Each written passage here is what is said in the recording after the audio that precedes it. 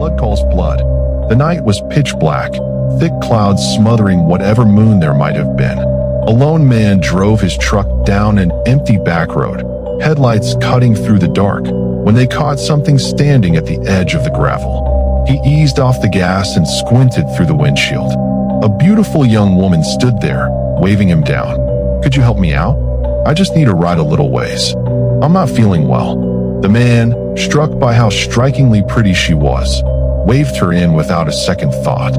She climbed into the passenger seat and the truck rolled on.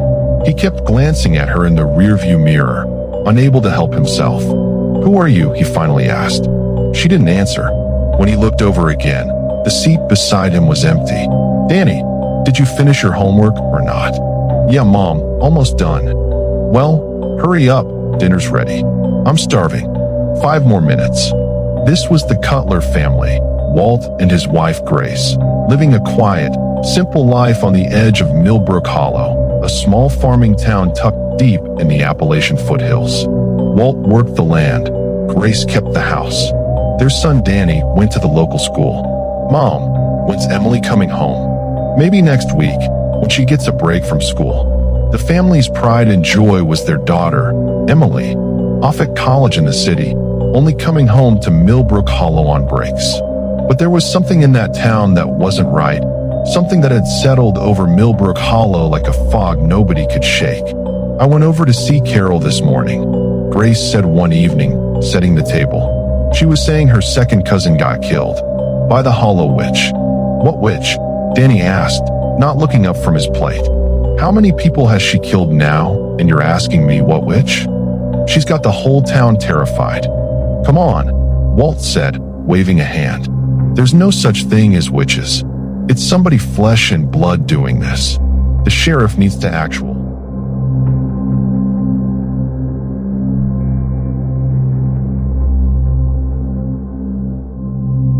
do his job instead of everybody blaming ghost stories. There is such a thing, Walt. You don't know everything. Night had settled deep over Millbrook Hollow, and everyone was getting ready to turn in when a boy's scream tore through the silence. Doors flew open up and down the street. Who's screaming? What happened? Let's go see. The boy came sprinting toward the Cutler place, chest heaving, face white with terror. A crowd gathered fast. Help me. Please, somebody help me. What's wrong, son? Why are you screaming? The witch. I barely got away from her. Walt and Grace pulled him inside and sat him down. Everyone crowded around, watching him shake. What witch? What are you talking about? It's true. I swear it's true. She was this beautiful woman. And then all of a sudden her face changed. She turned into this horrible old hag. She tried to kill me. She kills people like that. God must have been watching out for me tonight. But I'm scared. I'm so scared. The crowd went dead quiet, exchanging horrified looks. So she's living right here among us, disguised as one of our own girls. She could be anybody, somebody we all know. But how do we figure out who? We need to do something, together, or people are just going to keep dying. You're right. She could strike anybody, anytime. The whole town sat in that same fear for days. Then Emily came home. The bus dropped her off on the main road, and she had to walk the rest of the way into town alone. The road into Millbrook Hollow was empty and unsettling in the dark, the shadows of the trees stretching long and twisted across the gravel. A cold breeze moved through the branches. Dead silence everywhere. This road is so creepy, Emily thought, quickening her pace. She had the strangest feeling someone was following her. She spun around. Nothing there. Then a cat darted across her path, and she nearly jumped out of her skin. Just then, headlights. A man on a motorcycle puttering down the... Marcus and Earl both frozen at table, staring at back wall. Coffee forgotten. Pure cold terror on both their faces. Marcus slowly walking to back of shop, pushing open creaking back door. Rain hitting his face. Looking into darkness outside. Anxious face with sweat. Close-up of mud outside back door. Backward footprints clearly visible. Heels where toes should be, leading toward railroad tracks. Skull. Marcus staring down at backward footprints in mud. Face pale. throat dry, body not wanting to move at all, face screaming in fear. Distant train whistle sound visualized as sound waves in fog over empty railroad tracks. No train anywhere, just fog and darkness. Fearful face.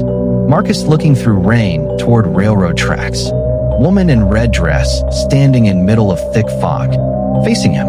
Ghost. Close-up of woman's face now fully changed. Eyes pure black. Jaw broken sideways. Neck bent at impossible angle. Skull. Woman's body radiating dark energy and rain. Hair spread out like black wings around her. Fog churning around her feet. Face screaming in fear. Victor Crane's truck headlights cutting through rain. His cruel face visible through windshield. Men getting out behind him. Automobile. Victor Crane pointing at Marcus. For men spreading out behind him. Cruel smile on his face. Completely confident. Face with steam from nose. Victor Crane seeing the woman on the tracks. His cruel smile disappearing instantly. Face turning ash white with terror. Fearful face. Nadia rising slowly off the ground. Wet black hair spreading in air like dark wings. Lightning exploding behind her. Ghost. Victor's men trying to run, but feet sinking into mud. Ground holding them, pulling them down. All screaming. Skull.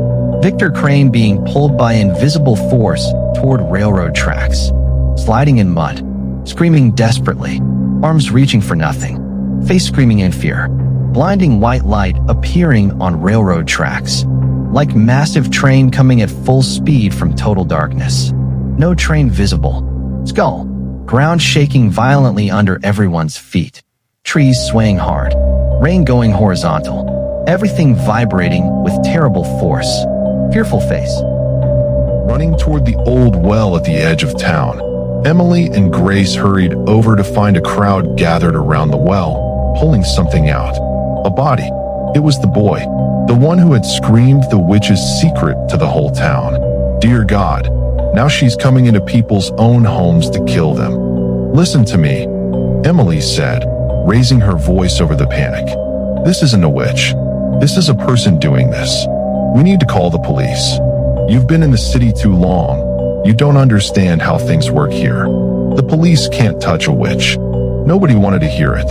But Emily wouldn't let it go. And she called the county sheriff's office herself, no matter how much the town protested. She had no idea just how badly things were about to turn. So what exactly is going on out here? The sheriff asked, stepping out of his cruiser with a deputy behind him. People are dying, Emily said, and everyone in this town is convinced it's some kind of witch. I need you to actually investigate who's really behind it. All right, we'll ask around. The sheriff and his deputy went door to door through Millbrook Hollow, and every single resident told them the same thing. It was the witch.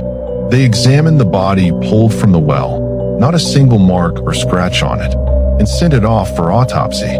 By the time the two lawmen finished up and started back toward their cruiser, night had fallen again. As they climbed in, headlights caught a figure standing in the road ahead. The same beautiful young woman. I need a ride into town. Could you take me? You're the one everybody's been talking about. That's right. I am. Go ahead, get in. She climbed into the back seat. They hadn't driven a full minute before her face began to twist and change, shedding its beauty for something ancient and monstrous underneath. By morning, word had spread through Millbrook Hollow that both lawmen were dead, and the entire town turned their fury on Emily. We tried to tell you it was The group set out to see more of the mountains, and Ross and Jason remembered nothing at all. Manny knew he'd carry that night with him for the rest of his life. As they passed the spot on their way out of town, Manny looked for the chapel. It wasn't there, just an empty lot. In its place stood the same old priest, a distance away, smiling at him.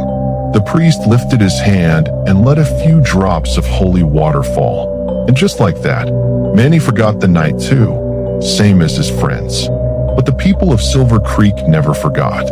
Because of those three boys, this town was finally free of what had been waiting behind that chapel door. If you like this one, hit subscribe for more.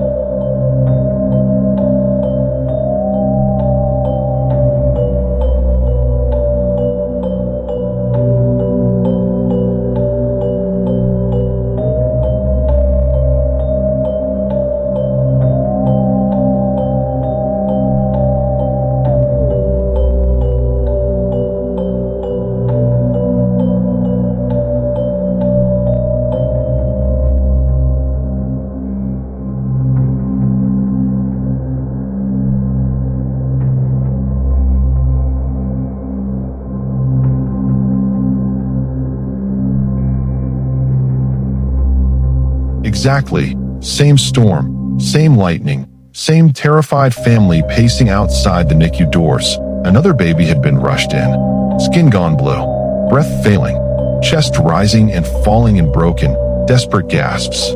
On duty that night, Nurse Carol Whitfield and the senior physician, Dr. Richard Malone, sharp, proud, and rigid about the rules.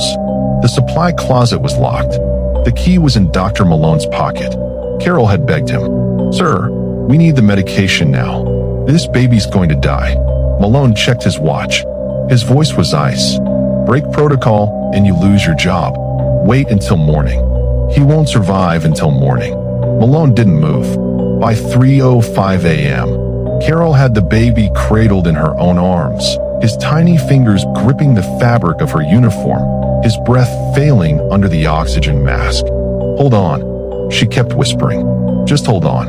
At 3:11, the heartbeat began to fall. Slower, slower. At 3:12, one long, flat tone stretched across the monitor. The room dropped into silence. In that same instant, a sharp pain seized Carol's chest. She grabbed at her heart. Her breath caught. Her eyes went wide. And seconds later, she collapsed to the floor. Two bodies lay under the white NICU lights that morning. A baby, a nurse, two deaths in one night. But the story didn't end there. That same night, Dr. Richard Malone was driving home. The rain had gotten worse. The highway was slick, the wipers useless against the downpour. Carol's voice kept looping in his head. "The baby's going to die, sir." He shook it off. Then headlights, blinding, coming straight at him. A truck, the scream of brakes. His car left the road, flipped 3 times, and everything went dark. His watch was found later on the dashboard, shattered, the hands frozen at exactly 3:27 a.m. 3 deaths. One night. A baby, a nurse, a doctor. That's why they call it the Devil's Hour. And they say that ever since, in that same ICU, whenever the clock hits 3:11, some patient starts slipping. At 3:12, someone in that